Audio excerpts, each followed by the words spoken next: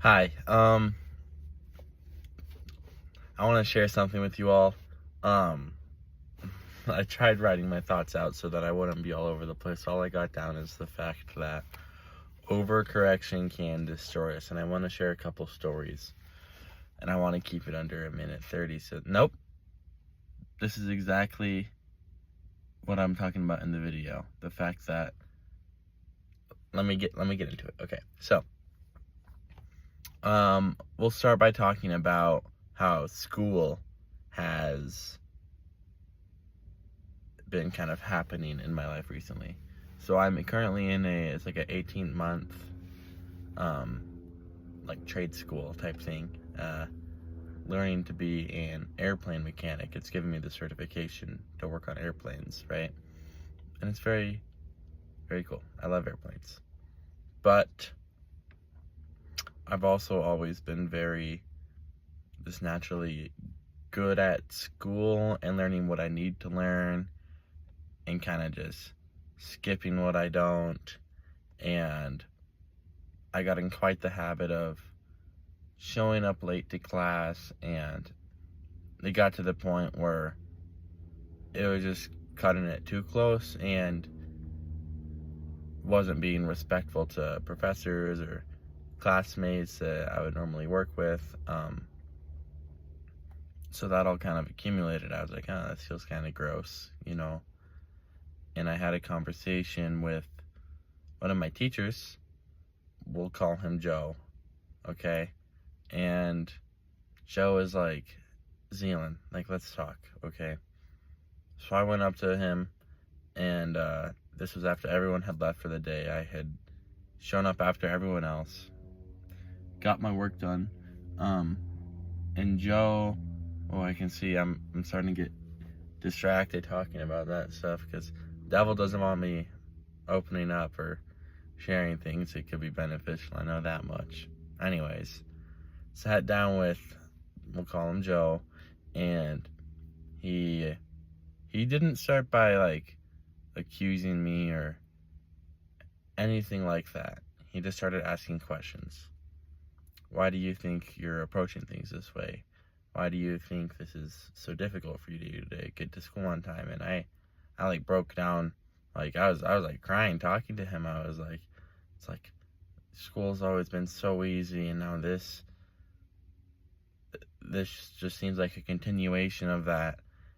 I was telling him how even in high school, before class every day, 10 minutes is what I would give myself to wake up, get out of bed, and back to school.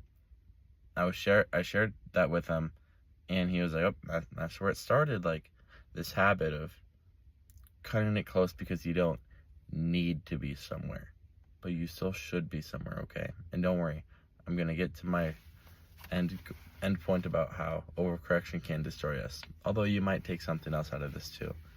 And I was like, yeah, you're right, this has been a habit for a while now. And the main takeaway I remember from Joe and I's conversation is he was like, he can't like force you to do anything, you know? He told me, he was like, you need to care, right? He's like, you need to care. And I was like, okay, I want to care. And then he followed that with, okay, you want to care, that's good. We'll work out the reasons for why you care. But you also need to have a plan. A crap ton of motivation without any plan won't get you too far. Another distraction, my phone cord just fell. I was like, you're right. So then I followed that conversation, and right after that I went and sat in the back of the class, finished up my last test for the class, passed, and I wrote out a whole plan for the next year, right? And just through 2025, and it felt pretty good. I was like, heck yeah, I have a concrete plan. I went by each month. I went goals for each week. Well, I don't think I got that specific. I did get specific to each day, right? And I was like, okay, I got this plan. Like every day, Monday, I'm going to go to school and then go to this job and then go this place or whatever. You know what I mean? I had it all lined up and I felt pretty good about it. And it brought me a lot of comfort knowing that I had this plan, right? And then the you have to care aspect, I realized, and this is still true, even though I've still been struggling, this is still true. I realized that even when I don't need to be somewhere, my presence there makes an impact to everybody around me. And that's just true. And I believe that for everybody. And it's difficult believing that and living that out because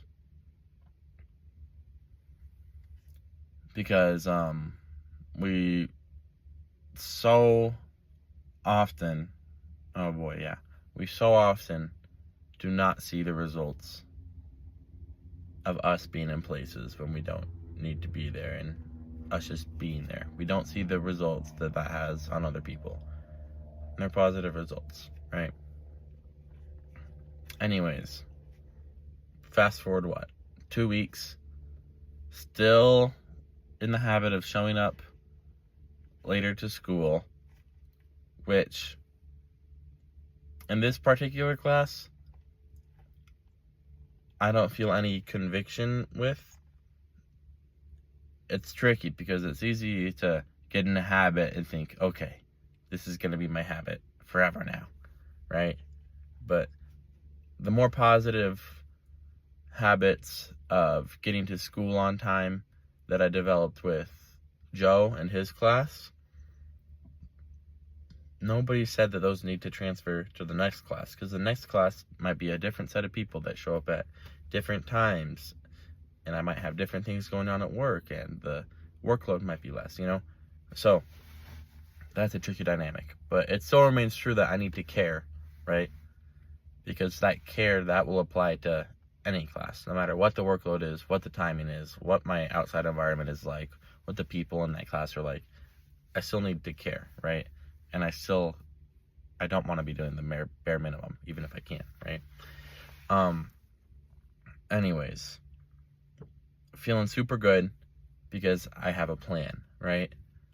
And these past couple weeks, ever since that conversation with Joe, I feel like my brain's been very, very cool airplane up there, very analytical about everything, and very attached to the idea of planning things out and getting things done. For example, I got 2 stories to share that'll kind of encapsulate all of this. Well, not encapsulate all of it, but 2 examples that I think you will appreciate.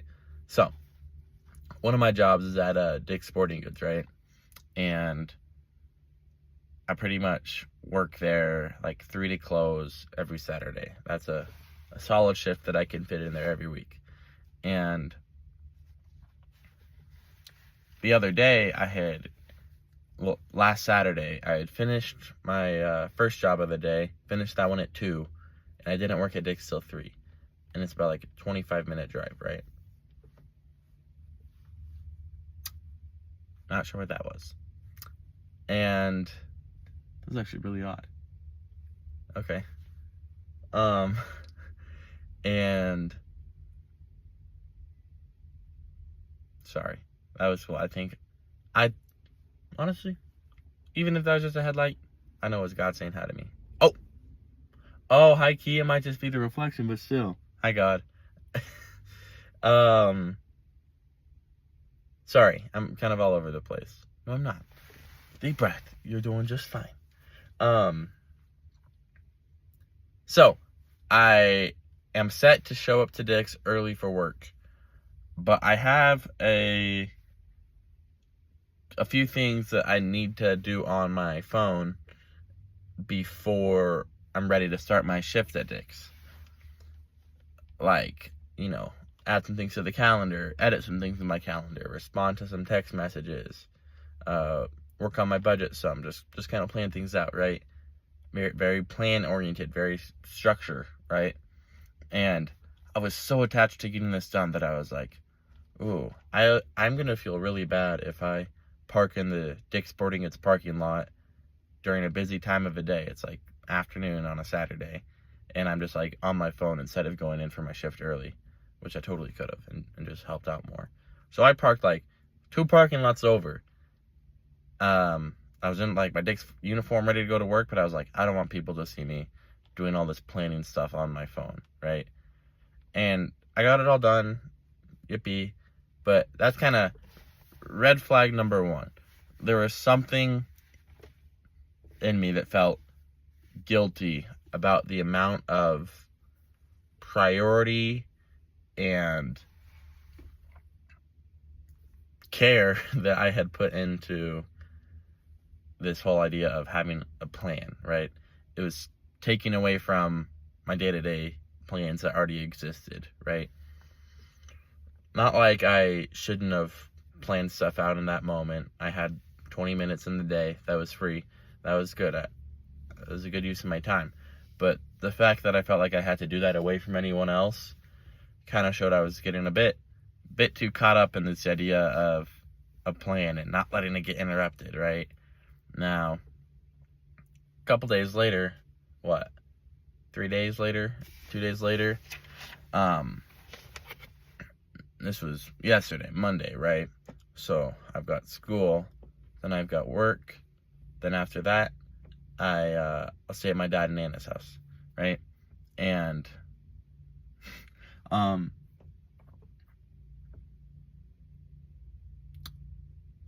I love getting to spend time with them and eat dinner with them and hang out in the living room, talk with them, right? But last night I was, once again, after a busy day where I couldn't work on my plan for the next couple days, or the stuff I'm selling on Facebook Marketplace, or the texts I need to send, or the stuff I need to download, right? I couldn't have done that earlier in the day yesterday. So in the back of my head the whole time I was like, okay, this evening I'm going to be working on that plan, right? I'm going to be working on that.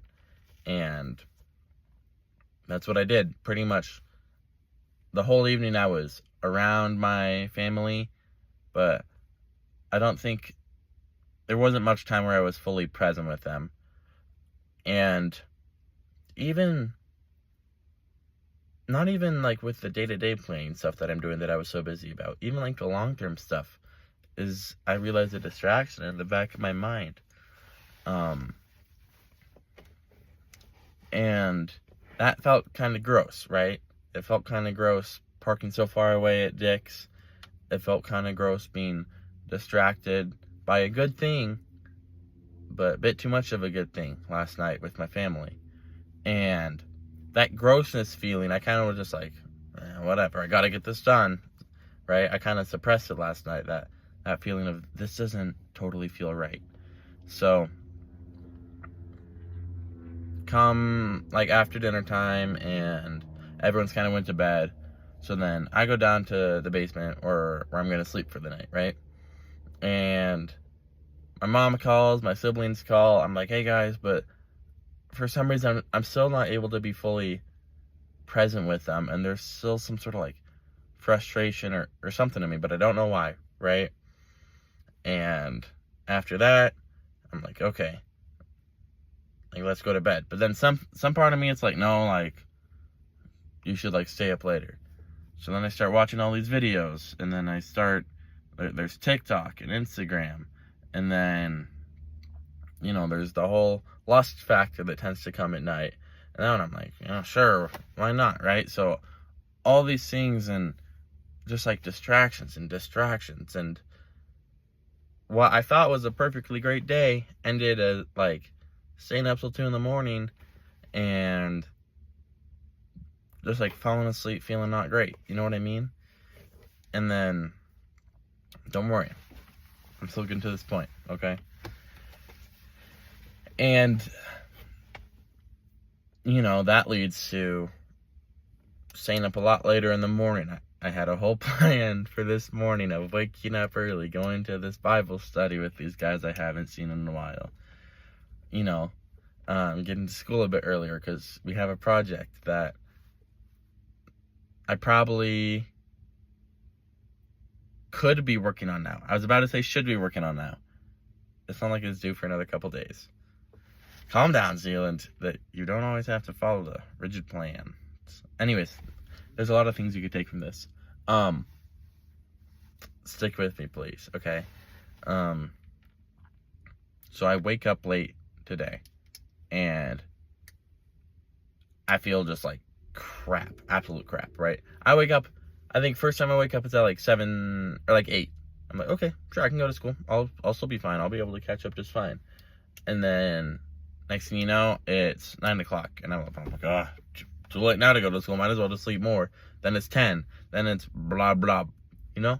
Frustrating, very frustrating. And it feels very gross. And immediately, I'm like, this feeling of what it feels like failing again, right?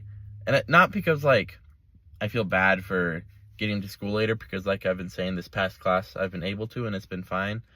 But this feeling of something isn't right, but I don't know why. I don't know what the cause of this. Why is this happening? You know? Why is this happening? Is it my fault? And I can't think of why it would be anyone else's fault. So I'm just like, this is so gross. You know what I mean? And yeah, I'm like, I don't know what to do. So I'm like, God, I give this to you. And I don't know. I give this to you, God. Please. Like, I know you died for our sins. And obviously there's some sort of sin going on with me right now that is distracting me from what is good. So I really hope what you did on that cross can clutch up right now. And this next part I don't really know how to describe, because this kind of just like between me and the Lord. It's this love that the other day at church I was talking to some folks about how sometimes I feel this joy, and it feels too good to be true.